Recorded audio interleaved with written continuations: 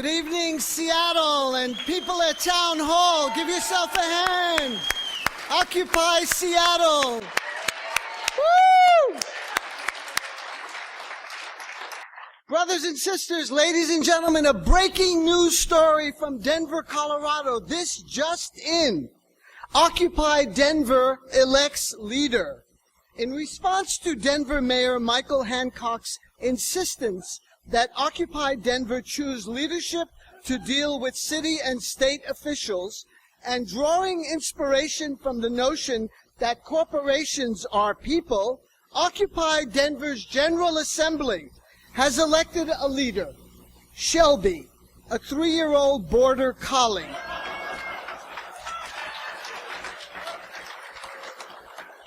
Shelby is closer to a person than any corporation.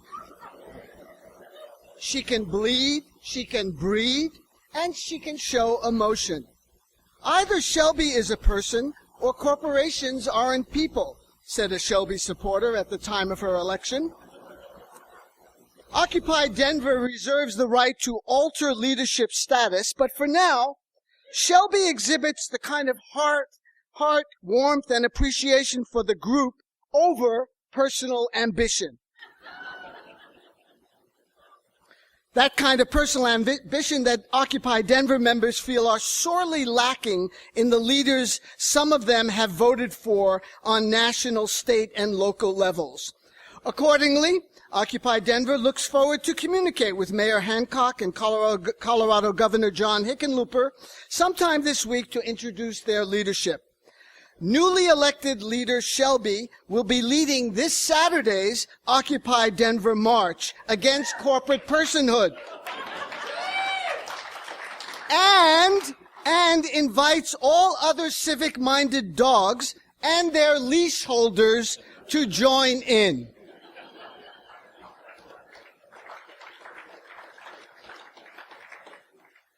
Well, it's wonderful to be in Seattle. It's been about 6 or 7 days of nonstop touring, Occupy Boulder, Occupy Denver. I haven't met Shelby yet, but I'm certainly going to interview Shelby for Alternative Radio, and I'm sure it's going to be a very compelling and riveting program. And you heard, thank you for that introduction, Scott. Thanks to Elliott Bay Book Company, one of the best independent bookstores in the country. You're so lucky to have Elliott Bay here in Seattle. And there's so many friends and comrades in the audience. I hope I don't out anyone by just thanking people from Yes Magazine, which also has its base here. Dr. Stephen Bezruchka, who's been a frequent guest on Alternative Radio, and a very close friend and ally, and an old friend from Madison, Wisconsin, Jeff Hansen, who is at KUOW. Thanks so much. I'm sure I left a few people out. And I thought to have a rather, a kind of unusual presentation tonight, because I'm going to stop exactly at 8 o'clock. We're going to bring a radio on the stage and turn it on, because you're going to be missing alternative radio. How are you going to call 444-8788? And tonight is a particularly riveting program, I must say. It's with this radical economist that I discovered a couple of months ago, Richard Wolff. I did a program with him called The Systemic Crisis of Capitalism, and the one that's on tonight is Capitalism Hits the Fan. Wolff is someone very much like Chomsky, who has been out in the wilderness for decades, talking about the imbalances and inequities and inequalities in the economic system, largely ignored. He is now getting at least a little bit of attention, because all of the fantasies that have been spun by the adherents to the deplorable Ayn Rand or Milton Friedman or Alan Greenspan or other economists, Friedrich Hayek, I think now have been exposed as frauds, and it's time now for a genuine appreciation of what the economy, its structure really is, and not to focus primarily on rotten apples, which is exactly what they want you to do all the time. By that I mean the Bernie Madoffs and the Rajaratnams, who just got 11 years in prison for insider trading on Wall Street. He's one of the first to actually go to jail for that. He'll probably be out in a few years. I suspect if you walk out of a Domino's Pizza or drive away from a gas station without paying, you might get a prison sentence significantly longer than this man who apparently defrauded people of $11 billion. It's very much like what Ralph Nader has been saying for years. It's never about crime in the suites. It's always about crime in the streets.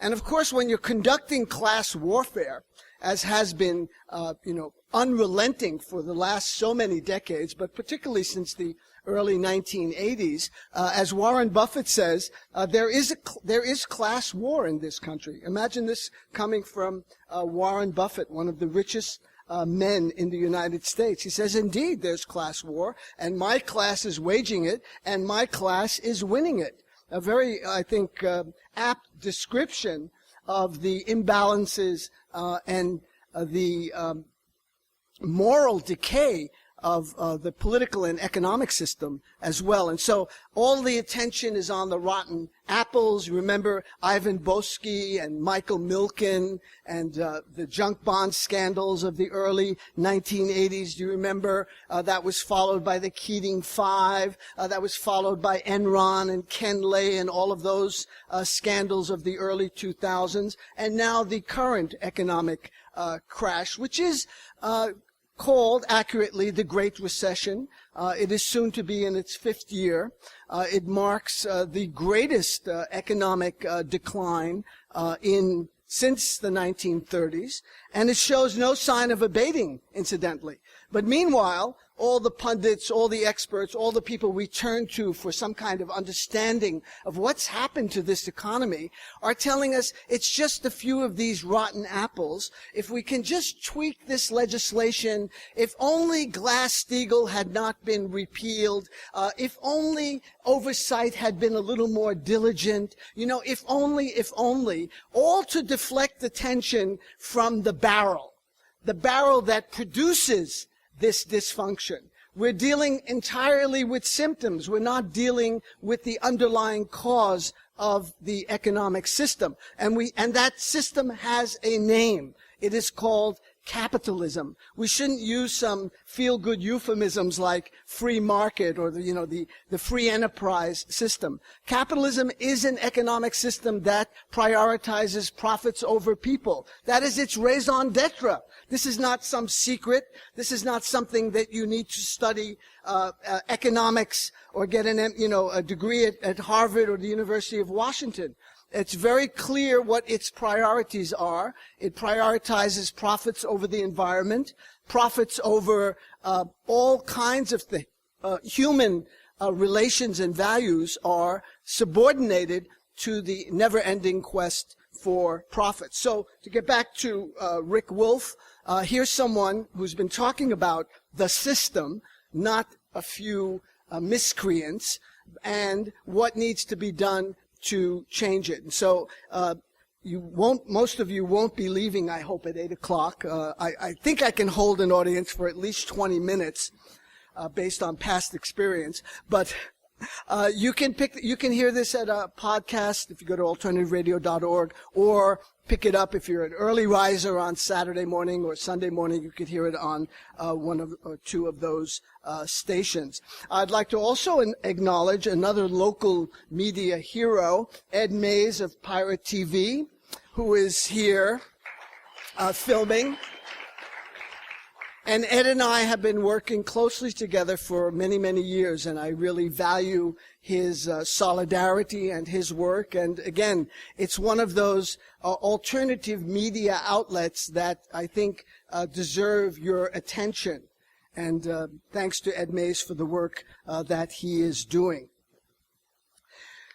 Now, I was coming in, driving into Whidbey Island yesterday after speaking in 2 talks in Bellingham and visiting Occupy Bellingham, and it seemed to be a microcosm of a lot of what I've been talking about on this particular tour and earlier speaking engagements as well. The first thing I saw was a casino, which immediately triggered in my mind John Maynard Keynes' comment that the economic system we have is a form of casino capitalism, that speculators basically run things and bet on catastrophes in order to maximize their profits. And so casino capitalism, and the casino is located on Native American land. And just think of the irony of that, given the history of this country and what it has done to the First Nations, to the Native Americans. So there's the casino. Then the next stop is an oil refinery, again on the Native American land. And right after that, almost, 1, 2, 3, is Oak Harbor Air Force Base, the military that does so much to secure that oil that is, so much central to the U.S. economy and the driving force, incidentally, of much of its foreign policy. Some would argue all of its foreign policy is derived from concern about oil in particular and natural gas and securing other resources as well. There was a very telling headline in the New York Times, the premier newspaper in the country, a couple of weeks ago. Companies scramble to secure Libya's oil. Interesting headline. And if you read the text, you find out that Italy, France, and England, all 3 countries that participated in the NATO bombing of Libya, and the United States as well, are joining forces, and in some instances competing with one another, to get Libya's oil, which is particularly valuable, by the way, because it's very close to the surface, so it's very, very clean and doesn't require a lot of refining. And so the scramble is on for Libya's oil. If some of you thought it was really about human rights and concern for, atrocities, putative and actual, carried out by the Gaddafi regime, I'll have to disabuse you of that notion. Very much like Iraq and Saddam Hussein, it's very likely, as Chomsky points out, if Iraq had cauliflower or broccoli, that there would have been no invasion of Iraq either. The recent attack on Libya, and I hold no quarter for Muammar Gaddafi. He is the classic post-colonial tyrant, creating the cult of the leader, a national security state. He ran a ruthless dictatorship for 42 years. And incidentally, in a number of instances during that period of 4+ decades, was a favorite of Washington and other European capitals who were very anxious to sell, guess what? Weapons, which has become the kind of the alpha omega of the U.S. economy. In India, last year, exactly at this time, Barack Obama visited New Delhi, a country with 1.2 billion people, 800 million Indians living on less than 50 cents a day, with a country with more malnutrition than all the countries of sub-Saharan Africa combined. So you think that the leader of the free world, the change you can believe in president, would be there offering food, perhaps some kind of water desalinization plants and technologies, things that people really need in India.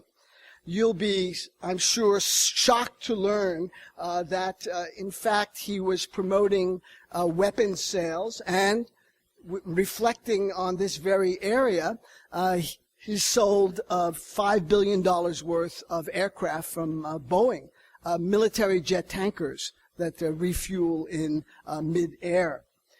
In his entourage were 220 CEOs of the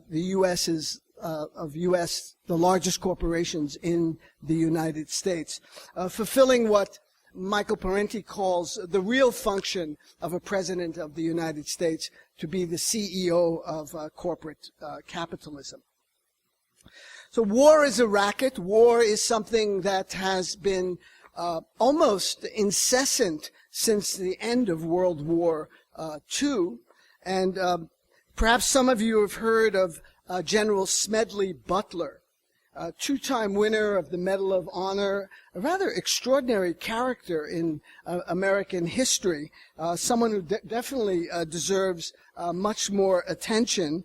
Butler died in Philadelphia in 1940, but he spent the last years of his life in bitter reflection on his military career.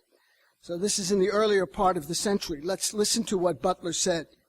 I spent 33 years and 4 months in active military service, and during that period I spent most of my time as a high-class muscle man for big business, for Wall Street and the bankers. In short, I was a racketeer, a gangster for capitalism.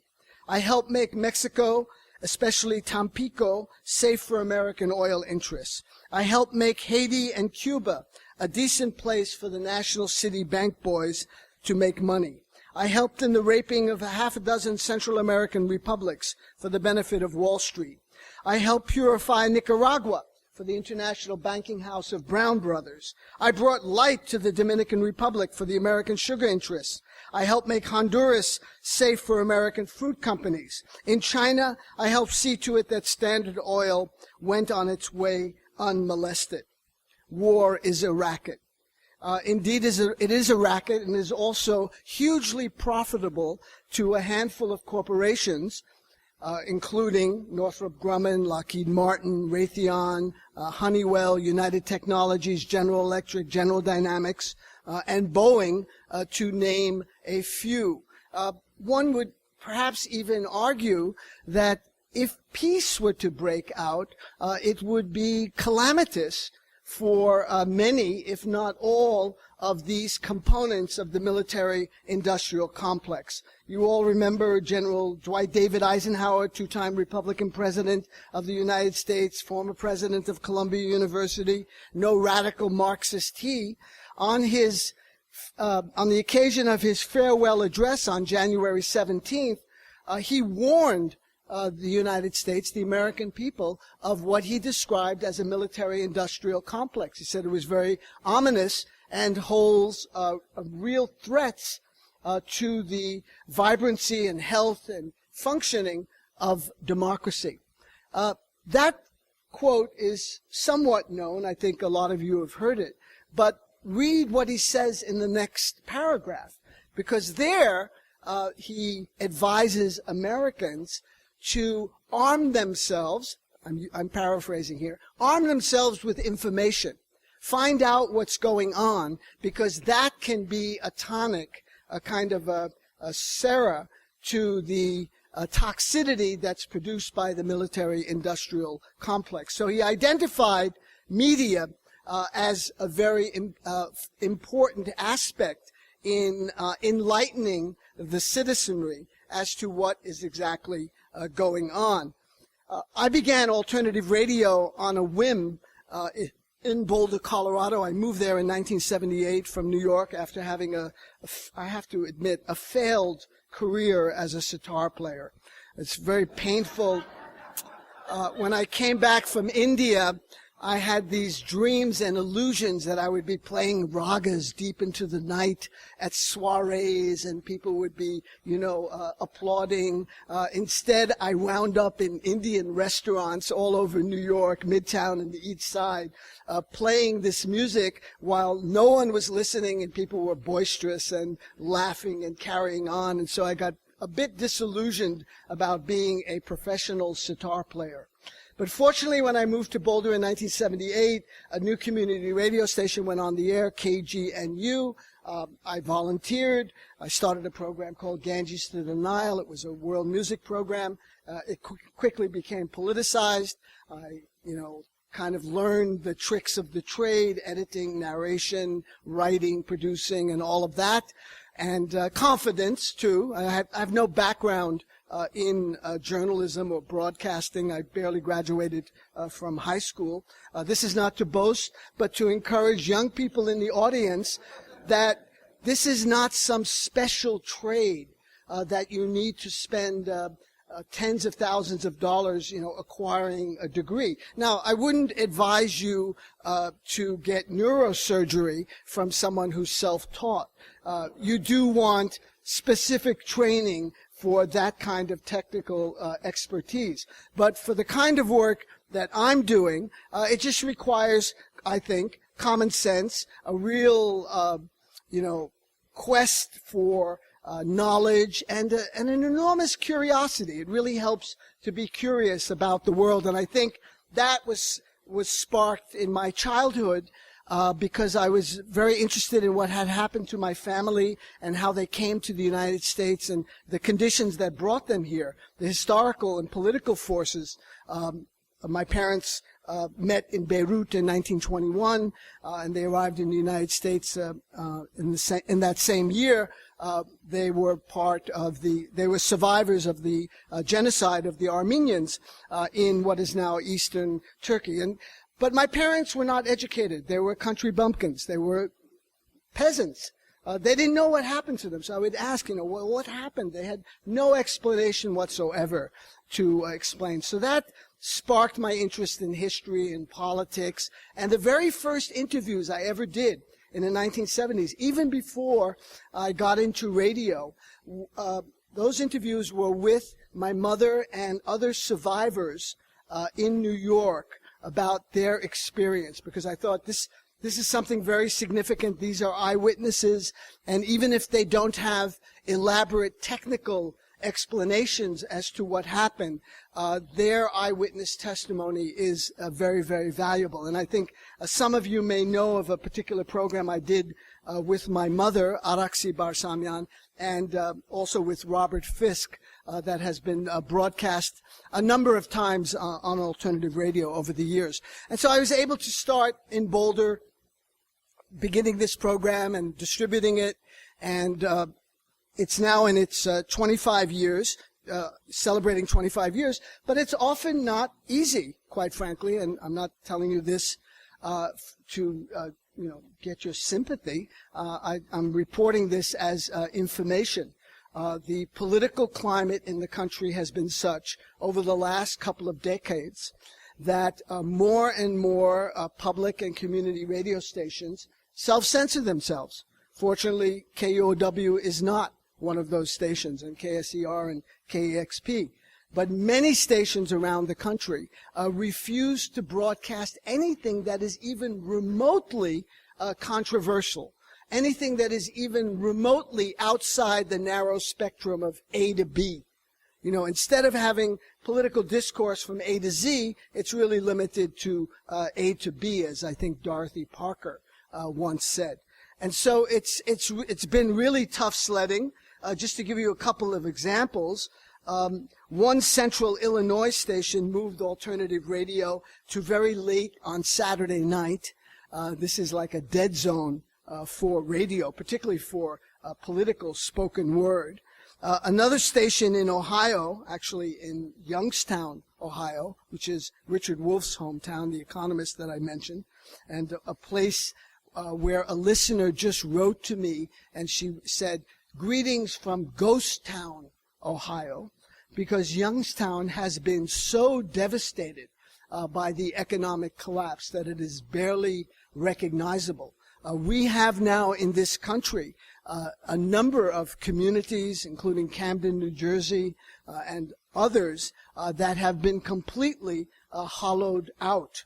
And people say if you want to see the future of the United States, perhaps this is overstating it, go to Youngstown, Ohio. Well, there they air alternative radio at 6 in the morning on Sunday. So this woman who wrote to me gets up at 6 to listen to alternative radio.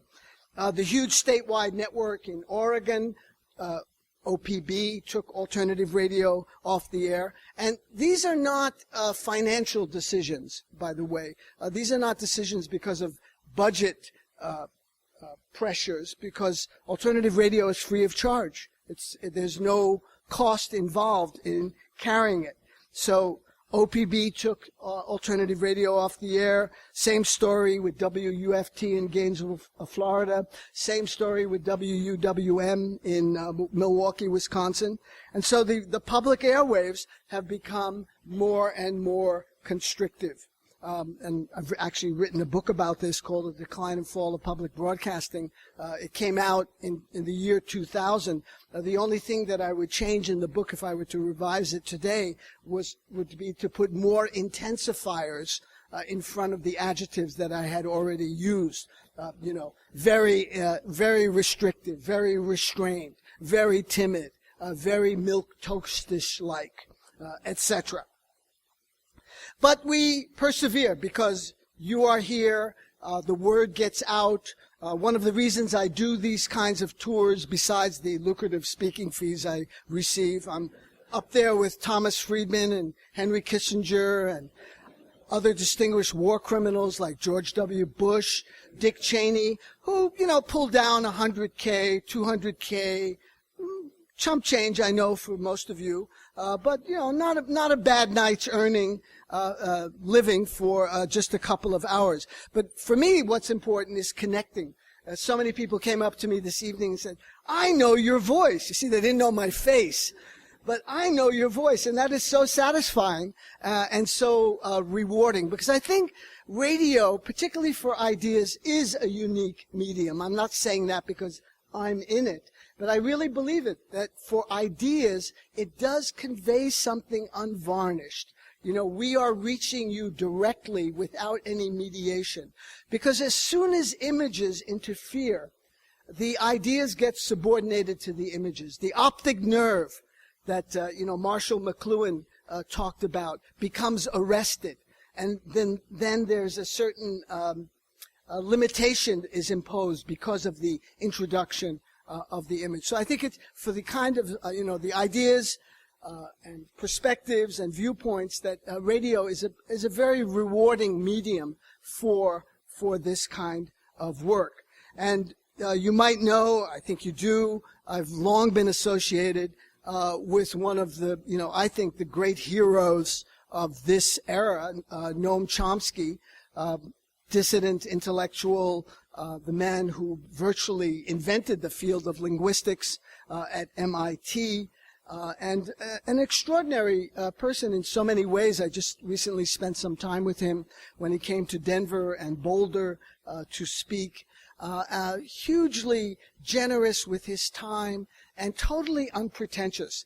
I feel like in many respects Chomsky is my model. Of course, I've learned so much about history and politics and how the world works, the title of this book, How the World Works, from him. But he's also very, not just forthcoming, but he treats you as an equal, if you know what I mean. So many, let's say, celebrity intellectuals and others, perhaps in academia, if I could say, may have a tendency to be patronizing or look down on you for not, you didn't know that? Gee, where did you go to school? Or something. But that's not Chomsky at all. He treats you, treated me as a peer. And I really value his erudition, his acute intellect, but most of all, his commitment to justice and to truth. And so this book, which has just sold out of its first printing, we've got a handful of copies over here. It's interesting because, we live in parallel economies. There's the very rich and then there's the rest of us. There's, alternative radio, and then there's Hannity, and then there's, Rush Limbaugh. So there are all of these different parallel tracks, and we have, Thomas Friedman's latest book selling in the hundreds of thousands, and Chomsky's first printing selling out, but I think the printing was only like 10,000. Still, it's significant, and there are a few copies left here tonight. And in this particular book, Chomsky cites James Madison, who believed that the primary goal of government is to protect the minority of the opulent against the majority. That's the primary function. This is the principal writer of the Constitution, is James Madison, who says to protect the minority of the opulent against the majority. And John Jay, later Supreme Court Justice, the first Supreme Court Justice, Chief Justice of the Supreme Court, said, the people who own the country ought to govern it. And that, in fact, is the case. The people that own the country do govern it. We do have a ruling class in the United States, and one should not confuse this or denounce that term as some kind of, passé Marxist rhetoric. There is a ruling class. There are people that rule. There are people that have enormous financial investment in the economy and own huge portions of that economy. So it's not Groucho, it's not Harpo, it's not Chico, it's Karl Marx. Someone, I think, who deserves, again, rereading.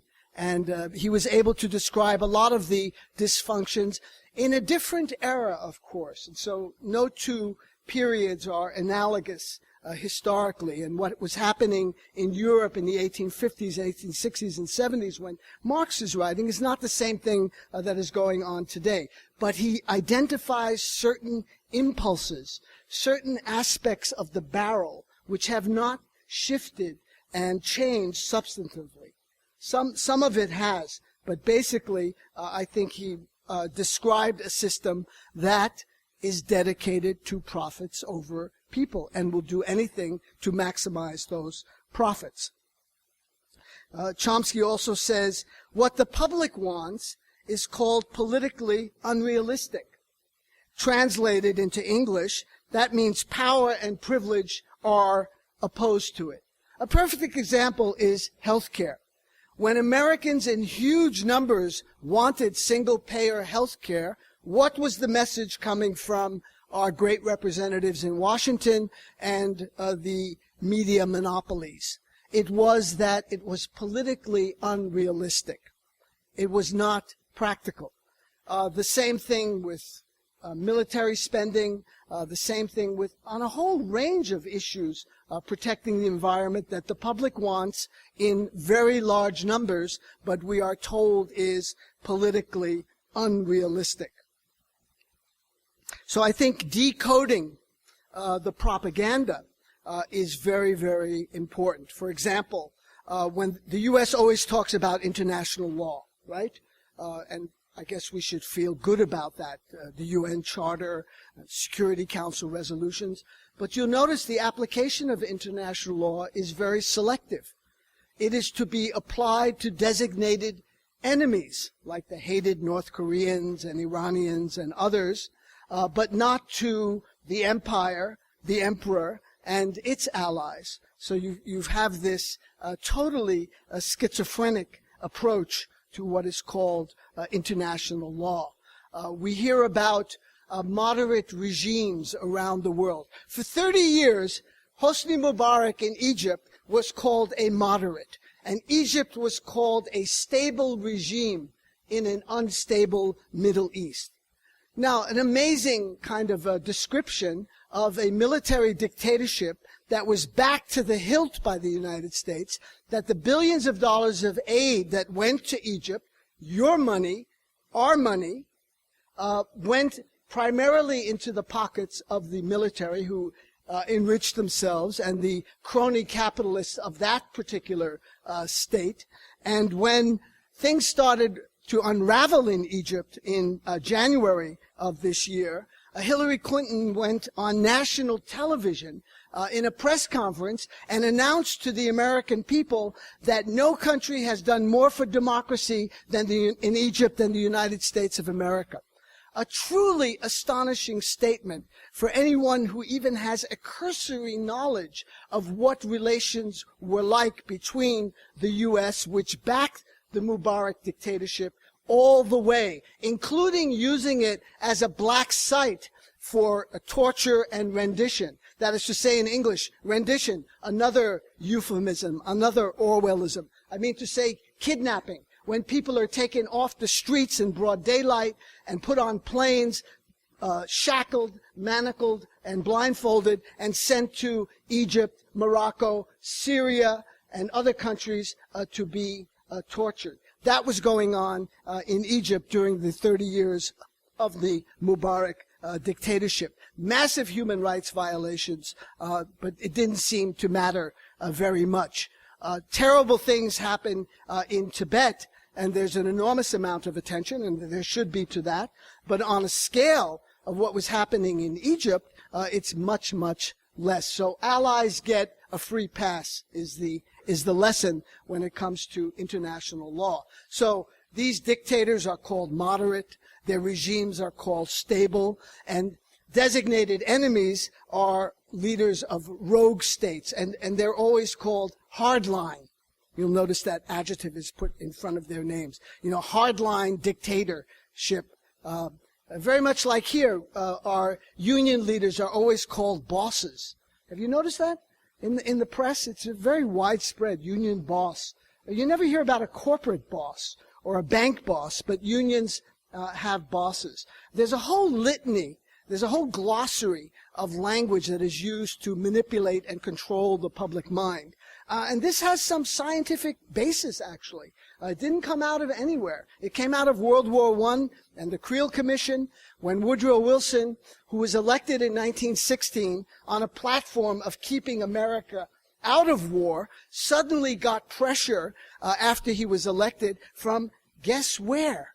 Wall Street and London and Paris banks to enter the war, because it looked at that point that Germany was going to win, and the banks in New York and in Paris and London were going to not be able to repay the loans that they had given out. And so Wilson created this Creel Commission. It had such luminaries on it as Walter Lippmann, who's considered the godfather of modern American journalism, Edward Bernays, who is an infamous character, double nephew of Sigmund Freud, a man who said the manipulation of the public mind is the supreme expression of statecraft. It's worth reading. He actually wrote a book called Propaganda in 1928. It is available. This is what before the Nazis and propaganda became a very pejorative term. In those days, they were using it openly. And so fear was whipped up in 1916, 1917 against the Germans, and the U.S. entered the war. And then these people disbanded the Creel Commission. But Bernays went into advertising. He became like the leader of Madison Avenue, and one of his infamous, I hesitate to use the word accomplishments, was to convince women that smoking was liberating and that they shouldn't, be shy about smoking. So massive advertising campaigns were taken out in, all the major magazines and newspapers, showing that, cigarette smoking is sexy, it's liberating, women can have a good time, etc., etc. Arguably, one could say that Edward Bernays is responsible for the death of many hundreds of thousands, if not more, women in this country who died because of lung cancer and other lymphoma and other nicotine-related diseases. So there is a history of propaganda. Orwell has written extensively about this in his great essay, Politics in the English Language. I referenced Chomsky. There's Edward Herman. George Lakoff is talking quite a bit about it at the University of California at Berkeley. And so leaders have always recognized that the control of language was significant in dominating public discourse. Fortunately, the Occupy movement is breaking through a lot of this flotsam and jetsam. It's not accepting business as usual, and it's not accepting media as usual. I mean, one of the most exciting developments of the recent uprisings beginning in Tunisia on December 17th in a small Tunisian town of Bouaziz, a street vendor immolated himself, and that sparked the Tunisian revolution. what was some of the underlying causes of that. Not just the 20-year-old Ben Ali dictatorship backed again fervently by the United States, but also the leaking of WikiLeaks documents about how corrupt Ben Ali and his family, and how it was just the entire state was corroded with nepotism and cronyism. And that information came out. And if, in fact, Bradley Manning is the person who leaked these documents to WikiLeaks, I think he should be honored. And Barack Obama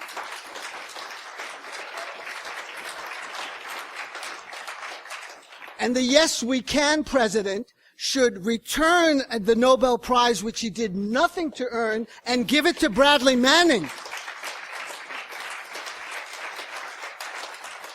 Now, that would be a righteous thing to do. Is it going to happen? It's not going to happen because of the corruption of the political system. Now, Bradley Manning was held for over a year in solitary confinement in Quantico, Virginia. And now, because of public outcry, he was transferred to Fort Leavenworth, where he is still in prison. This is now approaching, I believe, 18 months of imprisonment without any charges being presented yet. And Eric Holder, who is so avid and fervent about prosecuting people like Julian Assange and others, Julian Assange, who American political representatives have called, accused of being guilty of treason and sedition. Mind you, he's not a U.S. citizen, but that doesn't bother these know-nothings. I mean, pick him up. Why not? You know, this open season in a lawless state, which is basically what we have become, a state where the First Amendment is under attack, where collective bargaining is under attack. What does collective bargaining mean? It means the right of free association. That is a guaranteed right. That is being denied in Wisconsin and in other states where, right-wing governors want to put the death knell into whatever is left of an emaciated union movement. Unions have always been a thorn in the side of capital. Why? Because they're organized, they fight back, they represent solidarity. There was a time in this country, there are a few older people here, one or two, who remember that an injury to one is an injury to all. It wasn't just a slogan. It was a heartfelt value and emotion that if my brother or sister is suffering and, I'm on Easy Street, I have to pay attention to my brother and sister suffering.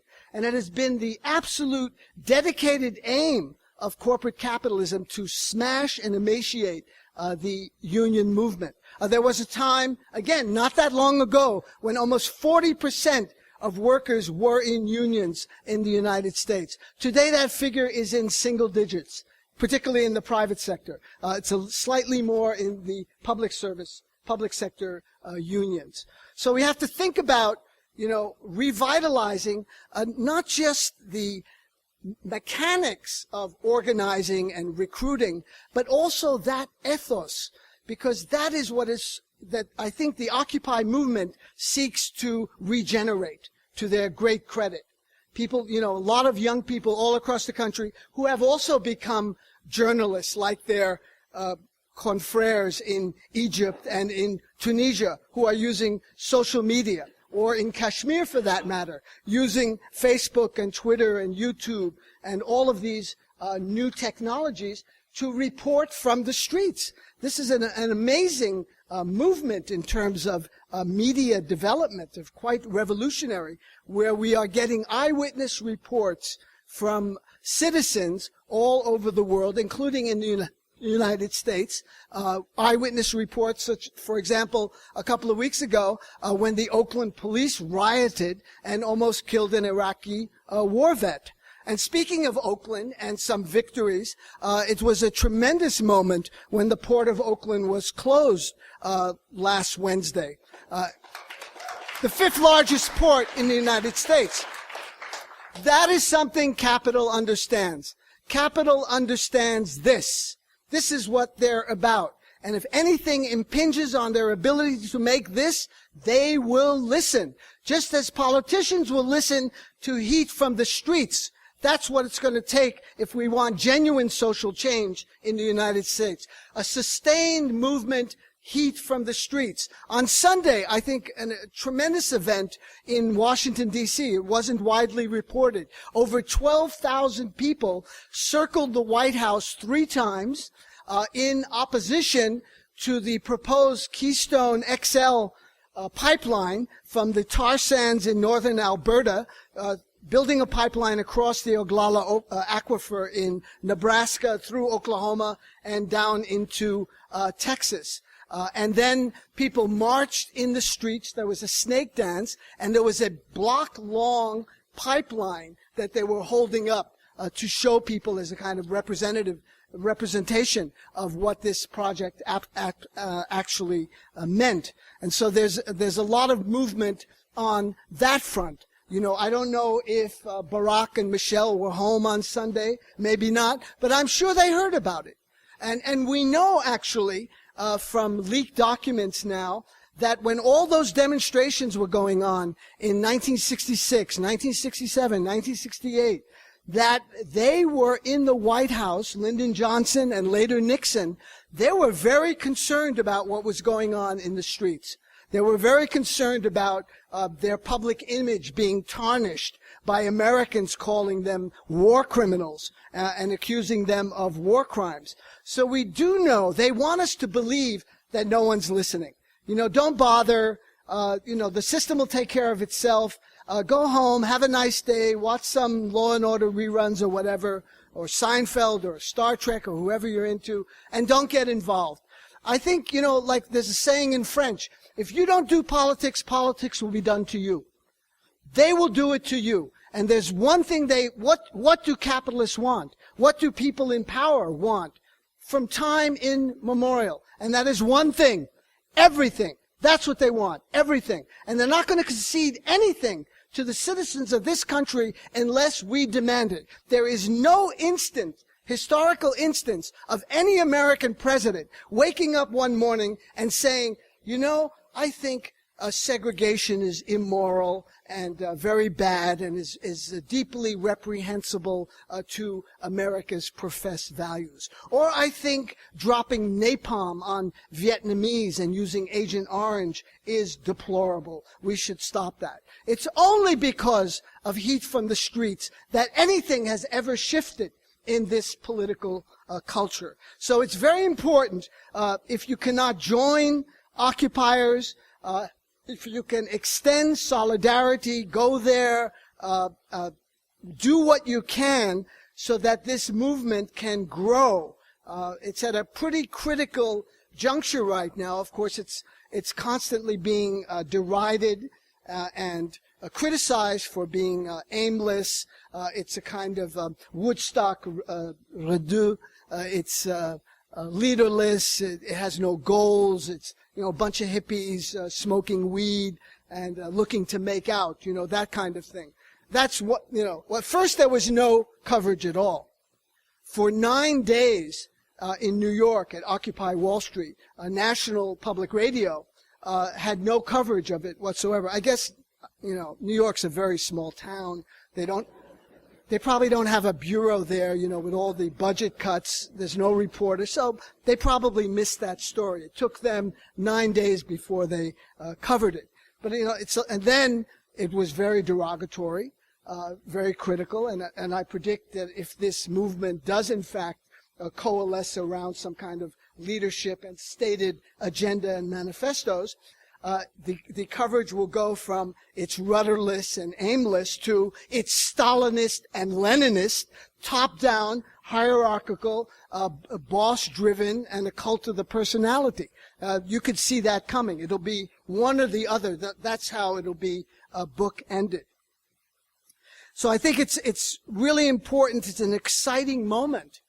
And in Kashmir, for example, in 2008, 1 million Kashmiris came out in using civil disobedience, using nonviolence to protest Indian government occupation and human rights atrocities in Kashmir. I don't know if, I know it was part of the announced title of this particular talk, but there was a Tahrir Square before Tahrir Square. 3 years before Tahrir Square, there was a Tahrir Square right outside of Srinagar in Idgah, a place called Idgah. But it wasn't covered because India is considered a strategic partner of the United States, and has been very successful in convincing Washington that any opposition to their rule is basically inspired by Pakistani terrorists, the Taliban, and some faction of Al-Qaeda.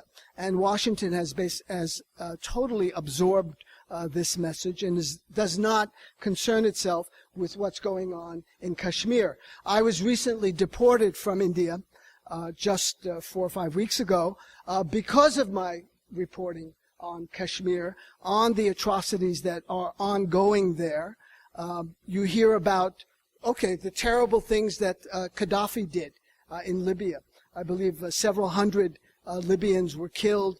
There was a putative threat of a massacre and genocide in Benghazi, I think very much exaggerated. It was used to allow NATO to intervene. They took a Security Council resolution, which was, incidentally, simply a no-fly zone. And within moments after the resolution passed, it became a no-regime resolution. It became a regime change revolution.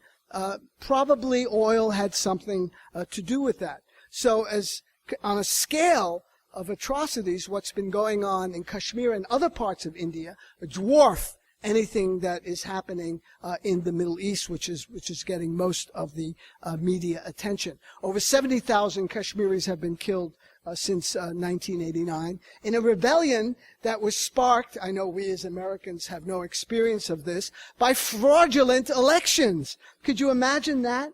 Fraudulent elections, ballot boxes being stuffed. I mean, we're in the world's second largest democracy. India is the world's largest democracy.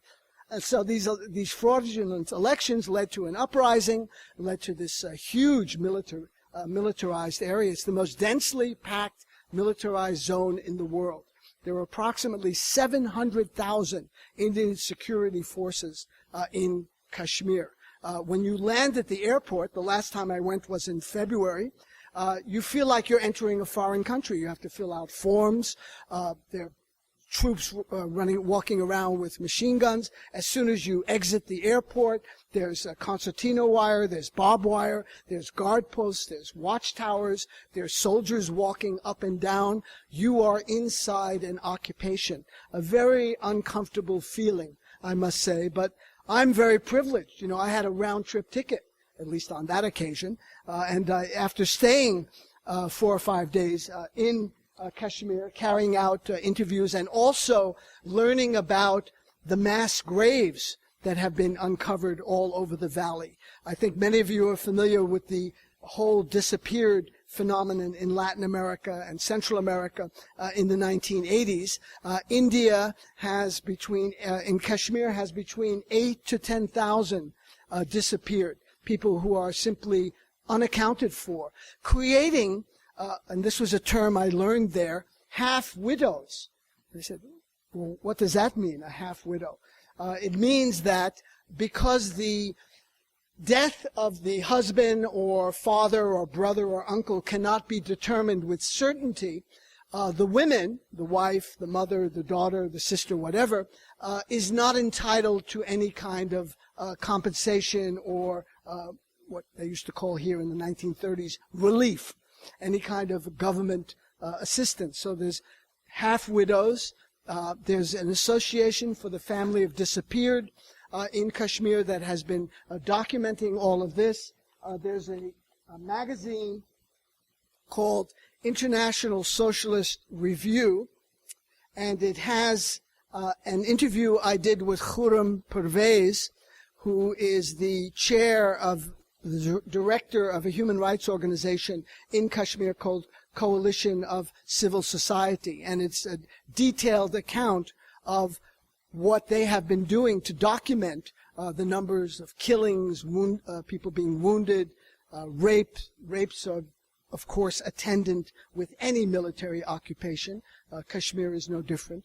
And also the disappeared. So the new edition of International Social Review has that. It also has a review by an article by Arundhati Roy on my deportation, in which she mischievously calls me Dangerous David, because I could speak Urdu and other Indian languages and play sitar and clearly pose a great danger to the world's.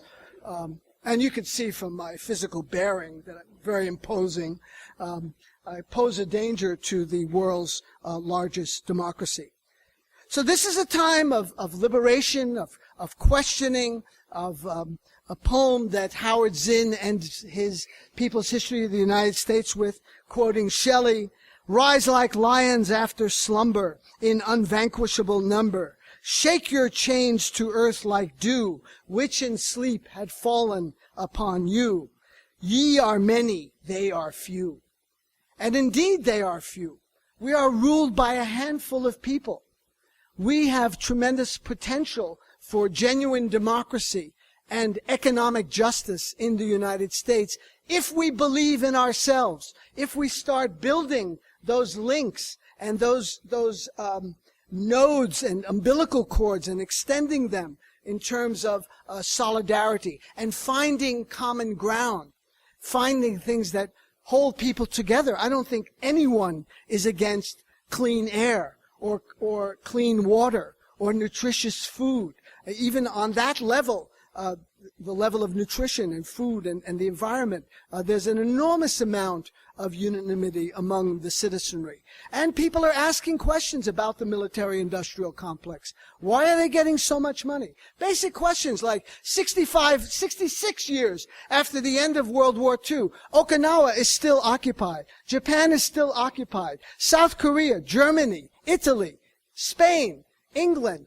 There's a necklace of bases. If you strung a necklace around the globe, as Chalmers Johnson used to say, there's an archipelago of bases. It's an empire of bases, over 725, according to Chalmers Johnson. That's where much of the money, much of the disposable income in the federal budget is going into the imperial war machine. How long are we going to tolerate, as a people, the immiseration and pauperization of our citizenry here and watch this military-industrial complex continue along its merry way? And they intend to continue. If you read what Panetta said, the war secretary, on his tour of the Pacific just a couple of weeks ago, it's front-page news in several newspapers, he said the United States is committed to the defense of the Pacific and maintaining the free flow of international trade and commerce and keeping all the routes open. And he said, China is a threat to this region. Now, I do read quite a bit of the media and international media. I have not come across, maybe someone here has, a single instant where any leader of the Beijing government has said anything about threatening international commerce. You think they're crazy? Who is benefiting from international commerce today? Who is making money hand over fist from globalization and the trade regime that is in place? It is China. It's the last thing they would want to do. They'd be cutting their own throats. Nevertheless, Panetta, the war secretary, and he is the war secretary, Howard Zinn once told me, and he was a veteran of World War II, a bombardier, and he flew many missions over Europe.